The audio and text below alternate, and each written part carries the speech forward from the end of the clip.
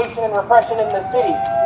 I want to tell you all that we are here and we are standing right now what can be considered the front line, fighting against a racist police force that is nothing more than the boogeymen that serve the capitalist class, the real estate owners, the business managers, and the people that want to stop workers from organizing and families from getting justice for their fallen children and siblings, loved ones, partners and all that who have been murdered by the police.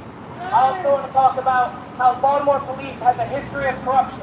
I don't need to go all the way back in time in history, but taken many different levels of government to run BPD, and at all levels of government where they met with nothing but corruption.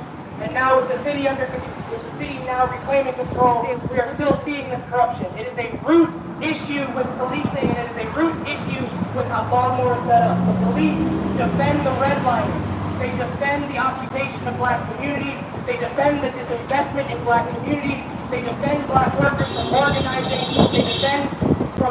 They keep black people from living their lives, claiming what is rightfully theirs in the city that has always, held us down, kept us in chains and shackles. We're out here to fight against police murder and all police action. I say that because yesterday I saw the banner of Baltimore City cop, a crooked cop, was arrested for raping a 16-year-old girl. Shame.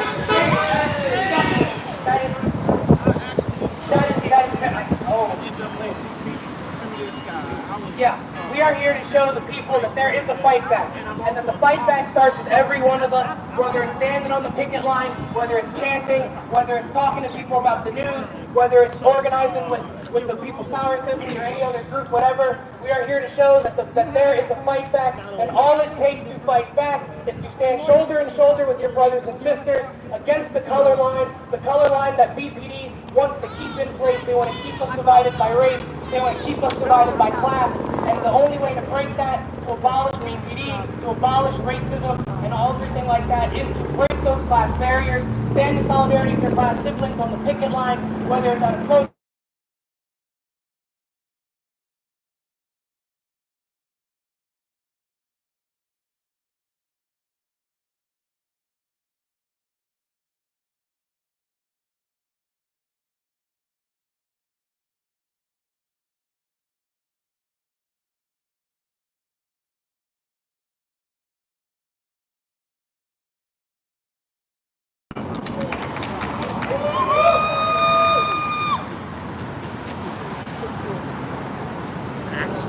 Good afternoon, everybody. Good afternoon. My name is Alex Summerfield. I'm the organizer and attorney for the People's Power Assembly. And we have a letter that we're sending to the Commissioner of Van Orleans asserting people's demands on this issue. So I'm just going to go ahead and read our little legal letter here. Commissioner Orleans, over the past 2 weeks, 3 different members of the Baltimore community have perished at the hands of your officers. 2 black men and 1 white woman. All 3 of these families, friends, and lives of value and purpose. Tragically cut short by a brutal police department with a long history of in-custody deaths. These killings continue to demonstrate the dire need for investment in healthcare, education, and jobs, not racist, brutal, militarized police. That's right. On June 17th, Baltimore police officers in plain clothes fired 38 rounds at well-known Arabber Bilal B.J. Abdullah, killing him. Abdullah was 36 years old and spent his life selling fruit and vegetables out of the back of a cart to neighborhoods suffering from being in food deserts. On June 25th, police officers shot and killed Katarasha Brooks, a 7-year-old woman, for allegedly carrying a knife. Just 4 days after that, on June 29th, Dante Melton Jr. was killed by being chased, tackled, and handcuffed by Baltimore police officers.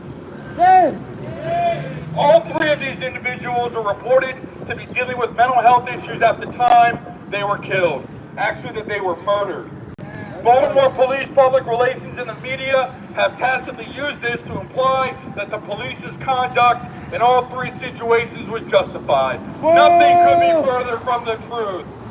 The people of Baltimore City are tired of the police that view the black community as a hostile force and opt for violence against mentally ill people rather than opting for de-escalation or mental health programs. More than ever, the people of Baltimore have questions and require answers. To that effect, the Baltimore People's Power Assembly demands a full and transparent people's investigation into the recent deaths of Baltimore residents at the hands of the police department. Neighborhood committees should be formed to investigate these deaths. Those neighborhood committees must be representative of the neighborhood's demographics, specifically representation of the black community who is disproportionately targeted by racist police brutality. The neighborhood committees should be empowered to conduct a complete review of all in-custody police deaths.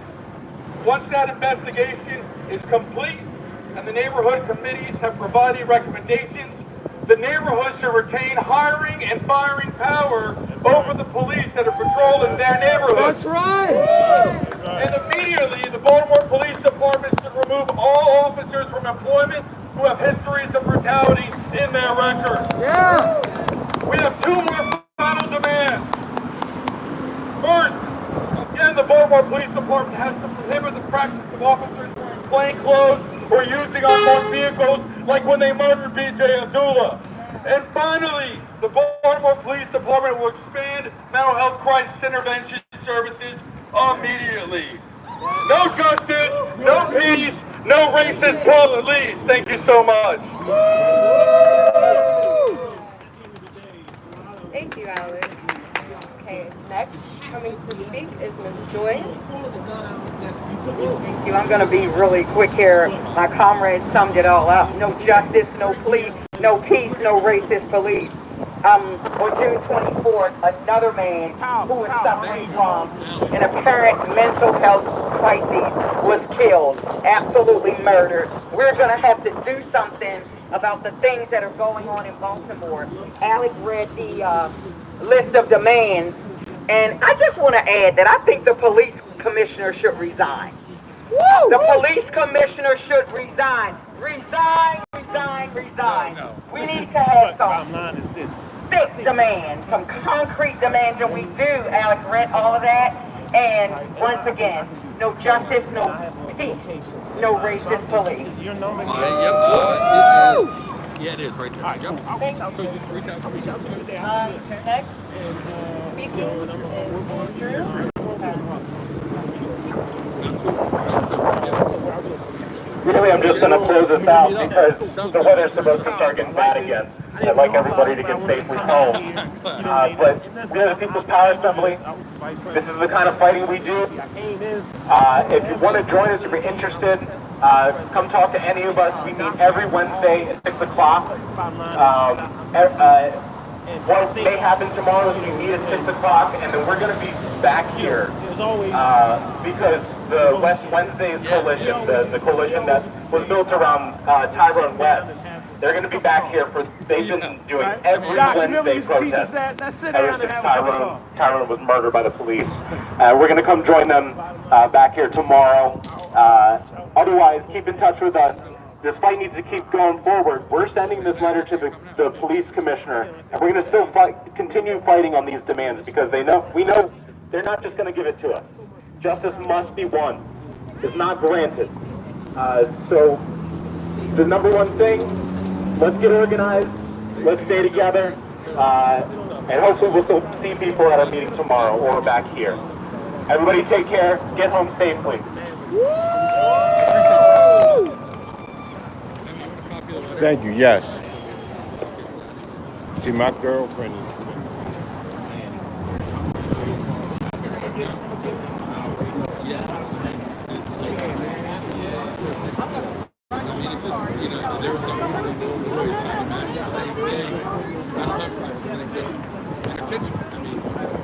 Quit your job! Quit your job! Quit your job! Quit your job! Quit your job! Quit your job!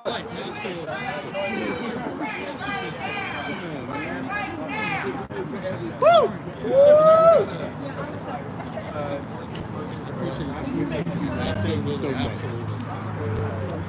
Hold on.